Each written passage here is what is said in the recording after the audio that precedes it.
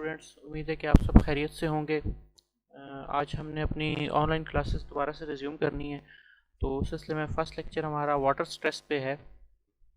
Water stress की दो main types हमने पढ़नी है अपकमिंग डेज में। एक को आज स्टार्ट करेंगे। दो मेन टाइप्स में एक ड्राउट स्ट्रेस है और दूसरी वाटर लॉगिंग है। तो आज हमने स्टार्ट करना है ड्राउट स्ट्रेस क्या होती है, इसके सिम्टम्स क्या होते हैं और इसका इम्पेक्ट क्या आता है प्लांट के ऊपर। और उसमें हम फर्दर ये भी डिस्कस करेंगे कि प्लांट्स किस तरह ख़ुद को इसमें अडॉप्ट करते हैं और वो किस तरह इसको रिस्पांस शो करते हैं। तो सबसे पहले हम बात करेंगे definition of drought stress. Drought basically है क्या?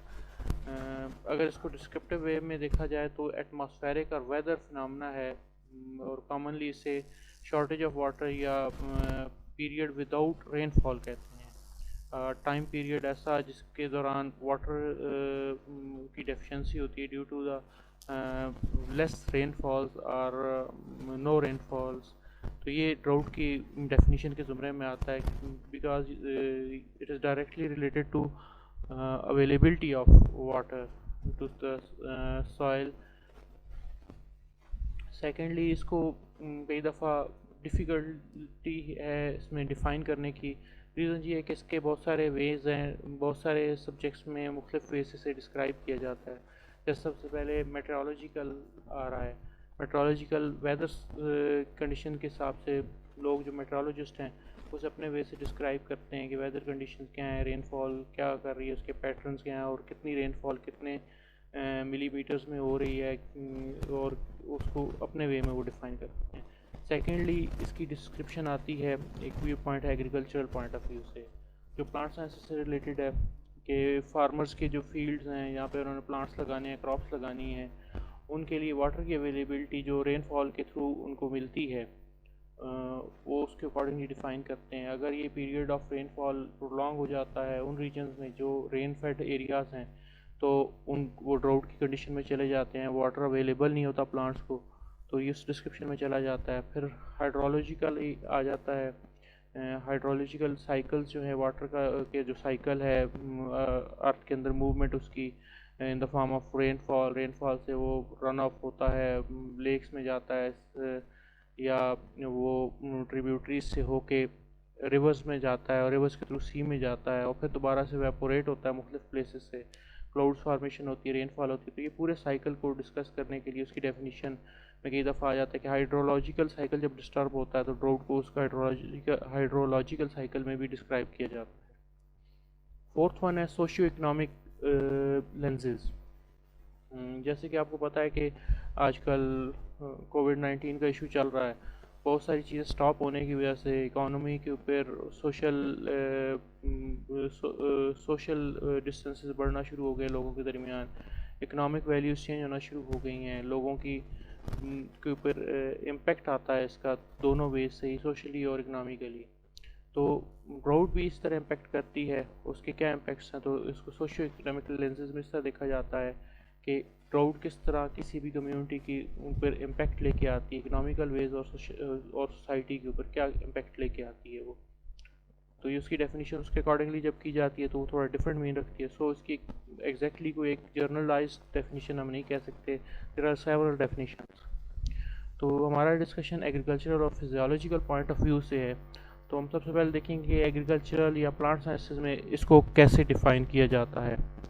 ड्राउट स्ट्रेस को अगर प्लांट साइंसेज में डिफ़ाइन किया जाए तो drought stress occurs when available water for plants in soil is decreased due to low soil moisture at a certain time. अब वो सर्टेन टाइम कौन सा हो सकता है कि प्लांट को वाटर की रिक्वायरमेंट होती है through out the life cycle, और ऐसे कई दफ़ा उसकी इम्पोर्टेंट स्टेजेस होती हैं प्लांट की जब उसे वाटर की बहुत ज़्यादा ज़रूरत होती है। अगर उस वक्त वाटर की अवेलेबिलिटी नहीं होती या वो कम मिलता है तो प्लांट की ग्रोथ और डेवलपमेंट डिस्टर्ब होती है। तो सबसे पहले इसमें आप देख सकते हैं कि जैसे कुछ प्लांट्स हैं अर्ली स्टेजेस में अगर उन्हें नहीं मिलता तो उनकी वेजिटेटिव जो ग्रोथ है वो डिस्टर्ब होगी। जब वेजिटेटिव ग्रोथ डिस्टर्ब होगी तो उसके अपकमिंग जो सब्सिक्वेंट उसकी ग्रोथ की स्टेजेस हैं, फ्लावरिंग की तरफ जाना है उसने, वो कंप्लीट नहीं कर पाएगा या इनकम्प्लीट रह जाएगी या बिल्कुल ही नहीं कर पाएगा। और या फिर कई दफ़ा ये होता है कि वेजिटेटिव ग्रोथ तक तो वाटर की अवेलेबिलिटी रही, सडनली उसमें वाटर शार्टेज आ गई और उस वक्त प्लांट डेवलप होने के बाद वेजिटेटिवली उसने फ्लावरिंग की तरफ जाना था, और वो फ्लावरिंग स्टेज की तरफ नहीं जा पाएगा क्योंकि उसे वाटर अवेलेबिलिटी नहीं है, या उसकी स्टंटेड ग्रोथ हो जाएगी, रिप्रोडक्टिव ग्रोथ जो है, फ्लावर थोड़े बनेंगे तो उससे उसकी यील्ड कम होगी, डिक्रीज होगी। फिजियोलॉजिकली अगर हम डिफ़ाइन करें इसको, ड्राउट स्ट्रेस को, तो ये डेफिशिएंसी ऑफ वाटर है प्लांट्स के अंदर ये प्रोड्यूस होती है। अब ये प्रोड्यूस कब होती है? जब ट्रांसपायरेशन रेट, जैसे डेफिनेशन में लिखा हुआ है, transpiration rate from leaf surface is higher than the water uptake by the roots.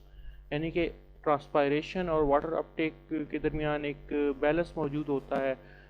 जितनी ट्रांसपायरेशन रेट होता है उतनी रूट्स के अंदर से वाटर की अपटेक होती है, और सराउंडिंग एनवायरनमेंट में अगर इतना वाटर अवेलेबल हो जो ट्रांसपायरेशन रेट को के लिए इनकी डिमांड को पूरा कर सके, तो प्लांट नॉर्मली ग्रो करता है। लेकिन अगर डेफिशिएंसी आ जाती है, ट्रांसपायरेशन रेट बहुत ज़्यादा हायर है लेकिन वाटर अपटेक नहीं कर पा रही रूट्स, वाटर की डेफिशिएंसी है, तो बहुत सारे फिजियोलॉजिकल डिसऑर्डर स्टार्ट हो जाते हैं, और ये फिजियोलॉजिकली डेफिशिएंसी कहलाती है वाटर की। अब ड्राउट जब आती है तो क्या करती है ये फिजियोलॉजिकली, जब ड्राउट आएगी तो ये इम्बैलेंस करेगी वाटर अपटेक में और वाटर लॉस ऑफ प्लांट। ये दोनों जब इम्बैलेंस होते हैं तो प्लांट की ग्रोथ, उसकी डेवलपमेंट, उसके फिजियोलॉजिकल प्रोसेसेस सारे के सारे डिस्टर्ब होते हैं, जिससे प्लांट की ग्रोथ प्रॉपर नहीं हो पाती। नेक्स्ट हमने डिस्कस करना है causes of drought stress in plants. Drought stress के काजेज़ क्या होते हैं प्लांट के अंदर, वो किस तरह इम्पेक्ट करती है। तो सबसे पहले आ जाता है इसमें दो फैक्टर हम डिस्कस करेंगे। फर्स्ट वन एटमॉस्फेरिक फैक्टर्स है जो ड्राउट काज करने में अपना रोल प्ले करते हैं। तो एटमॉस्फेरिक फैक्टर्स में है जो रेनफॉल के पैटर्न्स हैं उनमें चेंजेस आती हैं, अल्ट्रेशंस आती हैं due to the global climate change. Human activities हैं, ग्लोबल वार्मिंग की तरफ ये के इशू चलते रहे, बढ़ते आ रहे हैं दिन ब दिन। दो के पिछले कुछ महीनों में कुछ इसमें बेहतरी ज़रूर आई है लॉकडाउन्स की वजह से, लेकिन ओवरऑल जनरली जो प्लांट की ग्लोबल एनवायरनमेंट है वो बुरी तरह से बर्निंग ऑफ फॉसल फ्यूल्स की वजह से, यानी कार्बन डाइऑक्साइड की एमिशन या और बहुत सारी पॉल्यूटेड गैसेस की इंडस्ट्रीज़ की वजह से जो है वो उसके ऊपर एडवर्स इफ़ेक्ट है, जिसने ग्लोबल वार्मिंग के इश्यूज़ क्रिएट किए हैं उन्हें। और वो ग्लोबल वार्मिंग के जो इश्यूज़ हैं वो क्या करते हैं, उन्होंने ना सिर्फ अर्थ का टेम्परेचर इंक्रीज़ किया बल्कि रेनफॉल के पैटर्न्स को भी डिस्टर्ब किया, जिसकी वजह से कुछ रीजन में रेनफॉल की कमी हो जाती है, कम होती है रेनफॉल, तो वो रीजन्स ड्राउट की तरफ जाते हैं। अब ग्लोबल जो क्लाइमेट चेंज आते हैं उनमें सबसे इम्पोर्टेंट है इंक्रीज़ इन टेम्परेचर। ये ग्लोबल वार्मिंग की तरफ जो मैं डिस्कस कर चुका हूँ कि इन्वायरमेंट का टेम्परेचर बढ़ना वो रेनफॉल में कमी लेके आता है। Increased atmospheric carbon dioxide level जो हैं ये भी ग्लोबल वार्मिंग की तरफ लेके जाते हैं, क्लाइमेटिक चेंजेस को ये ट्रिगर करते हैं, तो ये चीज़ें एडवर्सली इफ़ेक्ट करती हैं। उसके बाद आते हैं ड्राउट के दूसरे जो रीज़न हैं कि जब ये टेम्परेचर राइज़ करता है, तो उससे क्या होता है कि बहुत सारे जो रीजन्स हैं वहाँ पे सॉइल का जो मॉइस्चर है वो इवेपोरेट होना शुरू हो जाता है। ड्यू टू हाई टेम्परेचर जब सॉइल से मॉइस्चर इवेपोरेट करेगा तो सॉइल्स ड्राई होना शुरू हो जाएंगे, और जो प्लांट्स हैं उनकी रूट्स के लिए वाटर की अवेलेबिलिटी कम हो जाती है। उसके बाद आता है नेक्स्ट के इसमें एक इम्पॉर्टेंट चीज़ है हाई टेम्परेचर। ये वाटर इवेपोरेशन में हाई टेम्परेचर जो है ये बहुत रोल प्ले करता है। हाई टेम्परेचर हम पहले भी डिस्कस कर चुके हैं, लेकिन इसके साथ साथ एक और चीज़ भी है कि जब टेम्परेचर बढ़ता है तो उसके पीछे लाइट इंटेंसिटी का रोल होता है। जैसे आपको पता है कि ये ग्लोबल वार्मिंग के इश्यूज़ के साथ साथ ओजोन की डिप्लीशन के इश्यूज़ भी आए हैं, जिसकी वजह से ऐसी रेस हमारी अर्थ तक आती हैं जो उस प्रोटेक्टिव लेयर की वजह से पहले इंटर नहीं होती थी, जिस वजह से लाइट इंटेंसिटी बढ़ना शुरू हो रही है। तो एनवायरनमेंट में ग्लोबल चेंजेस आने के साथ साथ ये लाइट इंटेंसिटी का बढ़ना भी ये इवेपोरेशन को क्या करता है, इंक्रीज़ करता है। और साथ साथ जब टेम्परेचर राइज़ करता है तो विंड्स जो हैं वो ड्राई विंड्स जब मूव करती हैं अक्रॉस द लैंड्स, तो अपने साथ जो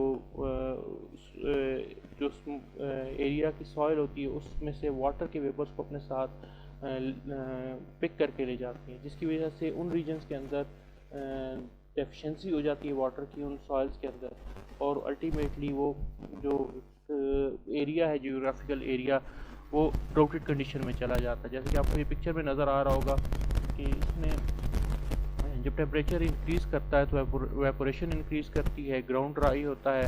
जब ग्राउंड ड्राई होगा तो एक साइकिल स्टार्ट हो जाएगा, फर्दर टेम्परेचर इंक्रीज़ करेगा, वो मज़ीद वेपोरेशन को इंक्रीज़ करेगा और ये कंटिन्यू होता जाएगा, और अल्टीमेटली वो जो रीजन है वो कम्प्लीटली ड्राई लैंड्स की तरफ चला जाएगा, जहाँ बिल्कुल वाटर अवेलेबल नहीं होगा और प्लांट्स की ग्रोथ वहाँ पे पॉसिबल नहीं होगी। ऐसे रीजन्स मौजूद हैं इस वक्त दुनिया भर में।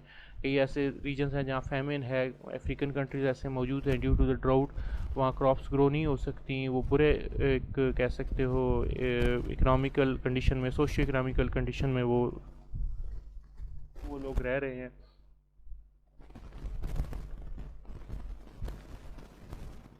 सेकंड काज ऑफ ड्राउट में बेटा होगा सॉइल फैक्टर्स। इससे पहले हमने पढ़े थे एटमॉस्फेरिक फैक्टर्स जो आउटसाइड इन्वायरमेंट है प्लांट के सराउंडिंग में, इसमें पर्टिकुलर टेम्परेचर वगैरह है, एयर है और लाइट इंटेंसिटी है, उन्होंने रोल प्ले किया था। और कार्बन डाइऑक्साइड की क्वांटिटी बढ़ती है तो टेम्परेचर बढ़ाता है। अब सेकंड फैक्टर की तरफ आते हैं, सॉइल फैक्टर्स। सॉइल फैक्टर से क्या मुराद होगी कि वाटर की अवेलेबिलिटी, जैसे एक फ्रेज लिखी है, sometime drought does not occur truly because of a water deficit in the environment, कि वाटर एनवायरनमेंट में वाटर डेफिसिट नहीं है उसकी वजह से, क्योंकि ड्राउट तो बेसिकली जो ट्रू ड्राउट है वो वाटर की डेफिशिएंसी है, लेकिन ये जो ड्राउट होगी ये डेफिशिएंसी ऑफ वाटर की वजह से नहीं होगी बल्कि किसी और फैक्टर की वजह से आ सकती है। वाटर अवेलेबल हो के भी वो ड्राउट कंडीशन क्रिएट करता है। इसको हमने पहले पढ़ा हुआ है क्लास में, मैं जैसे आगे चलूँगा आप लोगों के माइंड में कुछ चीज़ें आएंगी थोड़ी सी। In some cases there is enough water in the soil but several soil factors prevent or decrease the uptake of water to the roots। अब ये चीज़ें हम पहले डिस्कस कर चुके हैं। अगर आप फ्लैशबैक में जाएं, उसमें हमने फ्रीजिंग और चिलिंग स्ट्रेस में पढ़ा था कि वाटर सफिशिएंट अमाउंट में अवेलेबल होता है, लेकिन अगर सॉइल का टेम्परेचर डिक्रीज़ कर जाता है, वहाँ क्रिस्टल फॉर्मेशन होना शुरू हो जाती है, तो वो अवेलेबल वाटर भी जो होता है, जो प्रेजेंट वाटर जो होता है वो रूट्स को अवेलेबल नहीं होता, क्योंकि उसके क्रिस्टल फॉर्म हो जाना या उसका आइस की फॉर्म में कन्वर्ट हो जाना, प्लांट रूट्स उसे उस फॉर्म में अपटेक नहीं कर पाता। तो वो प्रेजेंट होने के बावजूद एक कंडीशन ऐसी आ जाती है जो वाटर की इनटेक को रोक देती है, और वो भी एक ड्राउट की कह सकते हो सूडो टाइप ड्राउट की आती है जो सॉइल फैक्टर की वजह से है। उसके बाद आती है इसमें इम्पॉर्टेंट चीज़ है, और इसके अलावा इसमें एक फैक्टर आएगा सैलिनिटी। सॉइल के अंदर सॉल्ट्स की कंसंट्रेशन कई दफ़ा इतनी हायर होती है कि अवेलेबल वाटर जो है वो वो टुवर्ड्स रूट मूव नहीं करता, बल्कि इवन कि कई दफ़ा सैलिनिटी इतनी स्ट्रॉन्ग होती है कि रूट्स का वाटर भी बाहर आने के चांस होते हैं और सॉइल की एटमॉस्फेयर में निकलना शुरू हो जाता है। यानी कि ये अपोजिट मूवमेंट स्टार्ट हो जाती है due to salinity. Water available है लेकिन ड्यू टू सैलिनिटी रूट्स उसे अपटेक नहीं कर पाती। लो टेम्परेचर ऑफ सॉइल जैसे मैं डिस्कस कर चुका हूँ कि फ्रीजिंग और चिलिंग कंडीशन में ये लो सॉइल टेम्परेचर जो है कंडीशन में वाटर अवेलेबल होते हुए भी प्लांट्स उसे अपटेक नहीं कर पाते। और एक और कंडीशन आ जाती है फ्लडिंग। बहुत ज़्यादा एक्सेस वाटर हो, एक्सेस वाटर कंडीशन में भी बहुत ज़्यादा वाटर अवेलेबल होने की वजह से वाटर की अपटेक रुक जाती है, रूट्स सफोकेशन की तरफ जाती हैं, उनको प्रॉपर जो ऑक्सीजन की सप्लाई है रूट्स को, ऐसी जो एयर स्पेसेस हैं जिनके थ्रू जिन्होंने वहाँ पे जिन्होंने रूट्स को फैसिलिटेट करना है रेस्पायरेशन में, तो रूट्स की रेस्पायरेशन नहीं हो पाती प्रॉपर और वो उनकी इनटेक रुक जाती है ड्यू टू फ्लडिंग कंडीशन। ये हम आगे पूरा डिटेल में टॉपिक पढ़ेंगे फ्लडिंग का, सैलिनिटी भी आनी है आगे नेक्स्ट आने वाले अपकमिंग डेज में, हम इसे वहाँ पे डिस्कस करेंगे। उसके बाद आता है drought symptoms in plants. Generally drought symptoms plants के अंदर क्या होते हैं और वो किस तरह इम्पेक्ट करते हैं प्लांट की growth.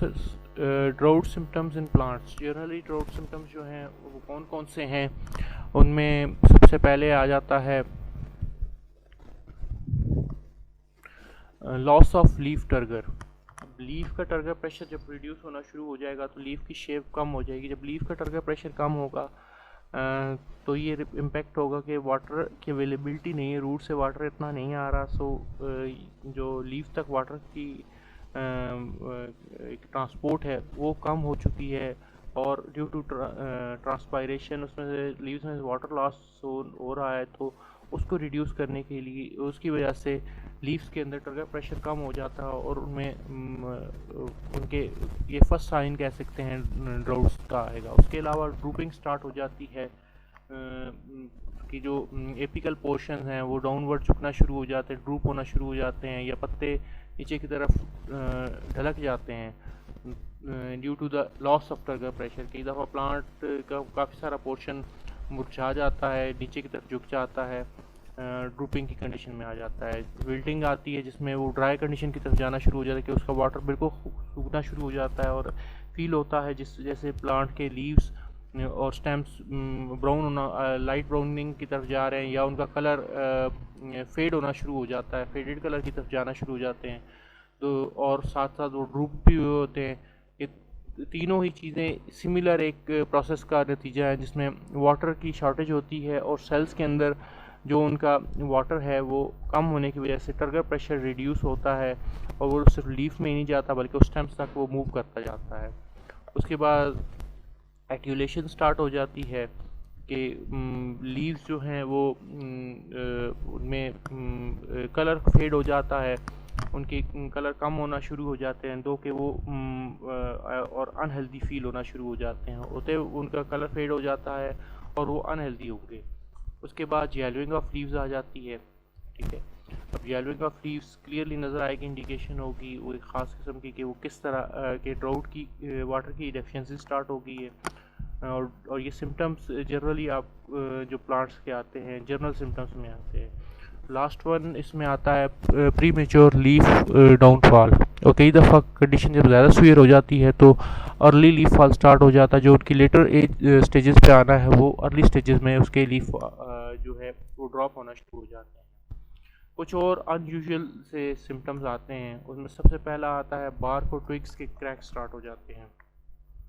Due to the deficiency of water be cracking start होती है, बार्क्स और जो ट्विग्स हैं उनके अंदर क्रैक्स आ जाते हैं और वो फटना शुरू हो जाती हैं। ब्रांचेस डाई बैक, ब्रांचेस का ऊपर वाले पोर्शन से वो सूखना शुरू होती है और नीचे की तरफ वो ड्राई होना शुरू हो जाती हैं। तो ये भी ड्राउट की कंडीशन में आता है कि ऊपर से पौधे के जो ब्रांचेस हैं वो उनकी डेथ स्टार्ट होती है और वो आहिस्ता आहिस्ता डाउनवर्ड मूव करती है। उसके बाद थिनिंग स्टार्ट हो जाती है ट्रीज़ और श्रब्स की कैनोपी के अंदर, यानी कि उसके लीव्स गिरना शुरू हो जाते हैं, उसकी कई ब्रांचेस बार्क्स जो होते हैं वो ब्रांचेस जो होती हैं वो डाई होना शुरू हो जाते हैं। तो इसी वजह से कैनोपी के अंदर जो एक डेंसिटी है लीव्स की और ब्रांचेस की वो कम होना शुरू हो जाती है due to loss of leaves. Necrosis start हो जाती है, स्पॉट्स बनना शुरू हो जाते हैं, नेक्रोसिस लॉस ऑफ पिगमेंट जिसे कहते हैं, पिगमेंट्स लॉस होना शुरू हो जाते हैं, और ये बहुत अलार्मिंग साइन होता है। इसकी वजह से फिजियोलॉजिकल एक प्रोसेस बहुत इंपॉर्टेंट फोटोसिंथेसिस वो डिस्टर्ब होता है।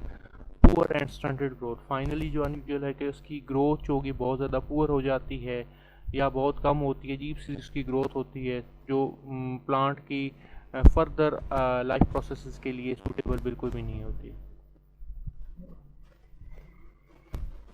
इसके बाद बेटा हम डिस्कस करेंगे effects of droughts on plants. Drought के क्या इम्पेक्ट हो सकते हैं फर्दर प्लांट्स के ऊपर। एक और इम्पॉर्टेंट चीज़ जो आती है हम डिटेल में इसके करेंगे। इससे पहले हम सिम्टम्स डिस्कस कर चुके हैं, अब हम इफ़ेक्ट्स की तरफ जा रहे हैं। तो पहला इफेक्ट इसमें आता है प्लांट की ग्रोथ एंड डेवलपमेंट, वो सबसे पहले डिस्टर्ब होती है। फर्स्ट वन है में ये कि प्लांट ड्राउट जो उसकी ग्रोथ और डेवलपमेंट को बहुत बैडली इम्पेक्ट करती है, तो वाटर की अवेलेबिलिटी नहीं होगी तो जैसे शुरू में डिस्कस कर चुका हूँ प्लांट प्रॉपरली ग्रो नहीं कर पाएगा और उसके आर्गन्स जो लीव्स हैं या उसके फ्लावर्स हैं वो प्रॉपरली डेवलप नहीं हो पाएंगे। और ये रीज़न क्या होता है कि जैसे हम पहले पढ़ चुके हैं कि टर्गर प्रेशर रिड्यूस होता है, और टर्गर प्रेशर जो है वो ग्रोथ एंड डेवलपमेंट का एक इम्पॉर्टेंट पोर्शन है। वो सेल डिवीजन में, सेल एलोंगेशन में और डिफरेंशिएशन में हेल्प करता है। जब सेल्स को वाटर प्रॉपर अवेलेबल नहीं होगा तो वो उनके अंदर मौजूद जो एंजाइम्स हैं या उनके फिजियोलॉजिकल प्रोसेस हैं वो प्रॉपरली रन नहीं कर पाएंगे, जिसकी वजह से उनके अंदर डिवीजन का जो प्रोसेस है सेल डिवीजन का वो रुक जाता है। जब वो सेल डिवीज़न कम होगी तो ग्रोथ डेफिनेटली उसकी रिड्यूस होगी। इन फेजेस के अंदर जितनी भी फेजेस आती हैं ड्राउट कंडीशन के ऊपर, ठीक है, उनमें सबसे इम्पोर्टेंट चीज़ है लॉस ऑफ टर्गर। ये सारी की सारी फेजेस जो हैं डिवीजन, सेल डिवीजन का रुक जाना, सेल लॉन्गेशन ना होना या डिफरेंशिएशन ना होना, ये सारी की सारी फेजेस मोस्ट इम्पॉर्टेंटली इफ़ेक्ट होते हैं ड्राउट्स कंडीशन का। और उसका सबसे मेन रीज़न होगा जो अवेलेबल वाटर जब उस पर से रिमूव होता है और टर्गर प्रेशर रिड्यूस होता है through out the plant body, तो ये रिस्पॉन्सिबल है इसकी सेल डिवीजन के रुकने का, एलोंगेशन और डिफरेंशिएशन का। इसके साथ साथ दूसरा एक इम्पैक्ट इसमें आता है कि डिसऑर्डर्ड एंजाइम एक्टिविटीज़, एंजाइम जो अपनी प्रॉपर एक्टिविटी कर पा रहे हैं वो नहीं उनकी हो पाती और वो डिसऑर्डर एक्टिविटीज़ की तरफ चले जाते हैं। उसके बाद decreased energy supply from photosynthesis, जैसे हम पिछले स्लाइड में डिस्कस कर चुका हूँ कि नेक्रोसिस स्टार्ट हो जाती है, पिगमेंट लॉस होना शुरू हो जाता है। पिगमेंट लॉस होते हैं तो फोटोसिंथेसिस प्रॉपर नहीं हो पाती। तो प्रॉपर फोटोसिंथेसिस नहीं होगी तो जो प्लांट का फूड बनने का प्रोसेस है वो पूरी तरह से नहीं कंप्लीट हो पाएगा, जिसकी वजह से जो प्लांट को रिक्वायर्ड एनर्जी की सप्लाई है फ्रॉम फोटोसिंथेसिस वो नहीं मिलेगी। जब वो नहीं मिलेगी तो प्लांट की ग्रोथ एडवर्सली इफेक्ट होगी। उसके बाद ड्राउट के इफेक्ट्स में दूसरी टाइप आती है मॉर्फोलॉजिकल और एनाटॉमिकल कैरेक्टर्स के ऊपर क्या इम्पैक्ट आता है ड्राउट का। बहुत सारे एस्पेक्ट्स हैं मॉर्फोलॉजिकल एनाटॉमिकल प्लांट में इम्पैक्ट करता है। उसमें पहले एनाटॉमी की बात करेंगे कि जो एनाटॉमी है यानी कि इंटरनल स्ट्रक्चर जो हैं वो कैसे डिस्टर्ब होते हैं। तो लीफ का एनाटॉमी या उसका अल्ट्रा स्ट्रक्चर जो है वो due to the loss of water disturb होना शुरू हो जाते हैं, जिसमें सबसे पहले आता है decrease in leaf size. Leaf size decrease क्यों होता है? क्योंकि उसके जो सेल्स हैं उनका प्रॉपर फंक्शनिंग जो डिस्टर्ब होती है, उनके टर्गर प्रेशर कम होते हैं तो उनकी प्रॉपर सेल डिवीज़न के प्रोसेस नहीं हो पाते, एंजाइमेटिक एक्टिविटीज़ इस तरह वर्क नहीं कर पाती जो डिवीज़न को प्रोसीड करें। सो लीफ साइज़ डिक्रीज़ होना शुरू हो जाते हैं। रिडक्शन इन अपर्चर साइज़, जो स्टोमेटा हैं, जो सेल्स हैं, उनके जो ओपनिंग है स्टोमेटा की वो कम होना शुरू हो जाती है, रिड्यूस होना शुरू हो जाती है। जब वो ओपनिंग कम होती है तो वो कार्बन डाइऑक्साइड को अपटेक कर पाते हैं, जो बहुत इंपॉर्टेंट पार्ट प्ले करती है फोटोसिंथेसिस में। उसकी अवेलेबिलिटी भी जब डिक्रीज़ हो जाती है तो फोटोसिंथेसिस और डिस्टर्ब होती है। Decrease in number of stomata, साथ साथ एक और जो लीव्स के अंदर वो चेंज आता है कि लीव्स के अंदर नंबर ऑफ स्टोमेटा जो हैं उनका वो डिक्रीज़ होना शुरू हो जाता है। वो डिक्रीज़ होंगे तो ये भी कार्बन डाइऑक्साइड की अवेलेबिलिटी जो है उसको डिक्रीज़ करेगा। सो सेल वॉल थिकनिंग, इसके साथ साथ सेल वॉल थिकन होना शुरू हो जाती हैं। ये एक उसका एनाटॉमिकल चेंज है टू एक रिस्पांस भी है कि वो अवॉइड करने के लिए कि वाटर लॉस कम से कम हो। क्यूटिनाइजेशन ऑफ लीफ सरफेस, क्यूटिन्स की लेयर्स बनना शुरू हो जाती हैं लीफ सरफेस के ऊपर। और इसके अलावा जो कंडक्टिव सिस्टम्स हैं वो डेवलप होना शुरू हो जाएंगे। इन जो उनकी वेसल्स हैं वो लार्ज वेसल जो हैं उनका नंबर बढ़ना शुरू हो जाता है, जो उसकी छोटी वेसल्स है वो कम हो जाती हैं। तो कंडक्टिव सिस्टम जो है वो थोड़ा सा डिस्टर्ब होना शुरू हो जाता है। लास्ट वन इसमें आ जाती है एनाटॉमिकल में submersion of stomata in succulents and xerified plants. जो स्टोमेटा है वो सबमर्शन की तरफ चले जाते हैं और ये मोस्ट कॉमनली बाकी प्लांट्स में नहीं होता, मोस्ट पर्टिकुलरली सकुलेंट्स और ज़ीरोफाइट जो हैं उनमें होगा। Formation of tuber leaves in cereals जो हैं, जो दालें वगैरह हैं उनमें ऐसे लीव्स प्रोड्यूस होना शुरू हो जाते हैं, ट्यूब लीव्स बनना शुरू हो जाते हैं, यानी कि लीव्स की जो शेप है वो चेंज होना शुरू हो जाती है due to the drought stress.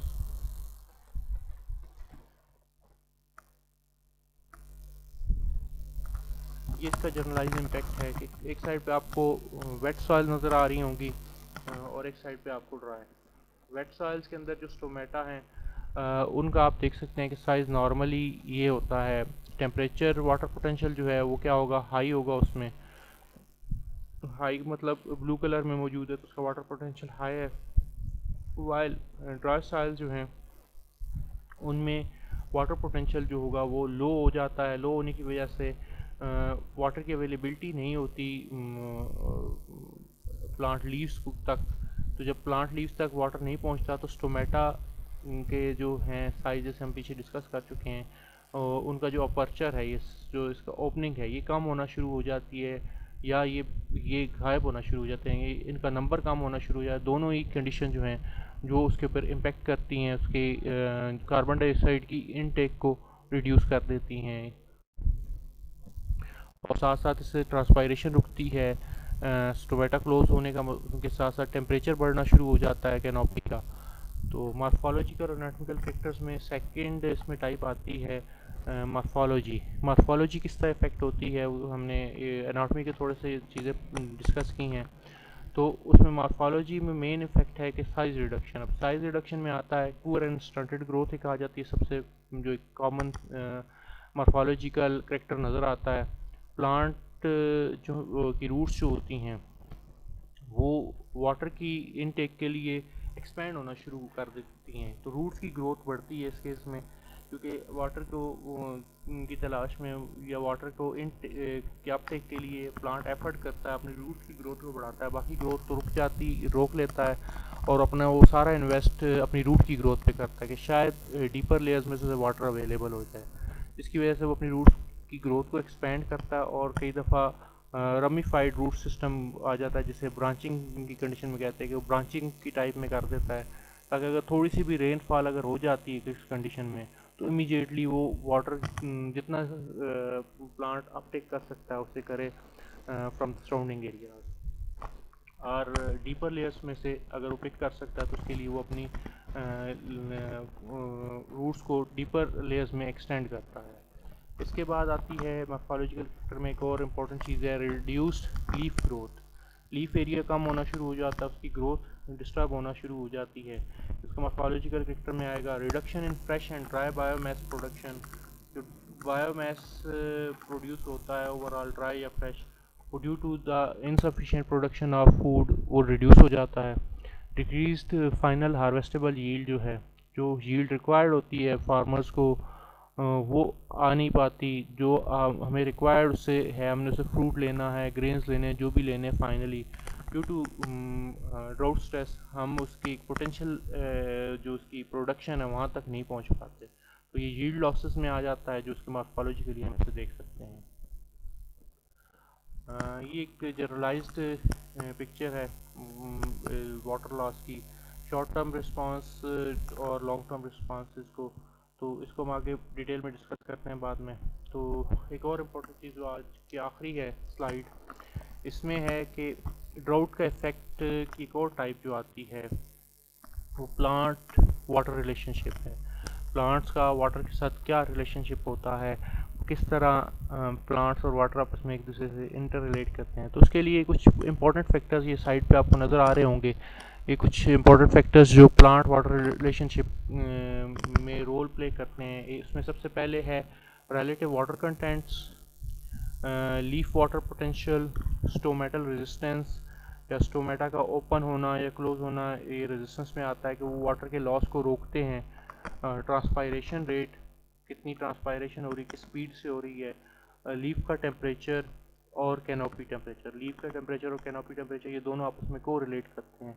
तो ओवरऑल ही होता कैसे, जब ड्राउट आती है, जब भी किसी प्लांट स्पीशी के ऊपर या प्लांट के सराउंडिंग में ड्राउट आती है तो प्लांट का सबसे पहला रिस्पांस क्या होता है कि due to the drought water क्योंकि शॉर्ट हुआ है तो रिलेटिव वाटर कंटेंट्स जो होते हैं प्लांट्स के वो रिड्यूस होना शुरू हो जाते हैं। रिलेटिव वाटर कंटेंट्स जब रिड्यूस होंगे तो एक साइकिल स्टार्ट हो जाएगी। ये बाकी जो उसके इंपॉर्टेंट फैक्टर्स हैं उन सब में चेंज आना शुरू हो जाएगी। रिलेटिव वाटर कंटेंट्स की रिडक्शन का मतलब ये होगा कि नेक्स्ट स्टेज पे वो लीफ का वाटर पोटेंशियल को डिक्रीज़ कर देंगे।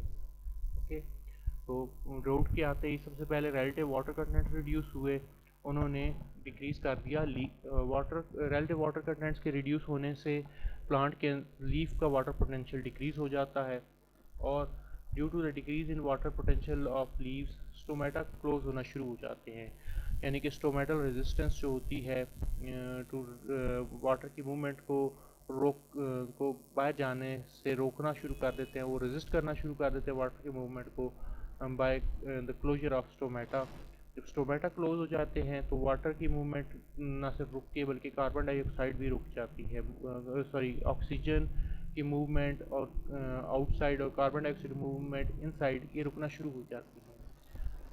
अब जब स्टोमेटा क्लोज होते हैं तो अगला इम्पेक्ट आता है कि जो उसकी ट्रांसपायरेशन रेट है। अब स्टोमेटा से सिर्फ कार्बन डाइऑक्साइड और की मूवमेंट और ऑक्सीजन की मूवमेंट नहीं होती बल्कि इसमें वाटर वेपर भी जा रहे हैं। जब स्टोमेटा क्लोज होंगे तो ट्रांसपायरेशन रेट रिड्यूस हो जाता है। आप लोग वेल अवेयर हो कि ट्रांसपायरेशन जो होती है हमेशा उसका एक कूलिंग इफेक्ट होता है। और जब भी ट्रांसपायरेशन होती है तो लीफ का टेम्परेचर डिक्रीज़ होता है और ओवरऑल कैनोपी का टेम्परेचर रिड्यूस होता है।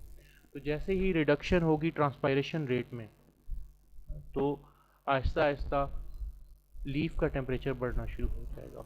जब लीफ का टेम्परेचर बढ़ेगा तो उससे पूरी की पूरी कैनोपी जो होगी प्लांट की उसका temperature with the passage of time increase करेगा, और वो जब वो इंक्रीज़ करेगा तो उसके इंक्रीज़ करने से एक बहुत कह सकते हैं चीज़ ट्रिगर होना शुरू हो जाती है।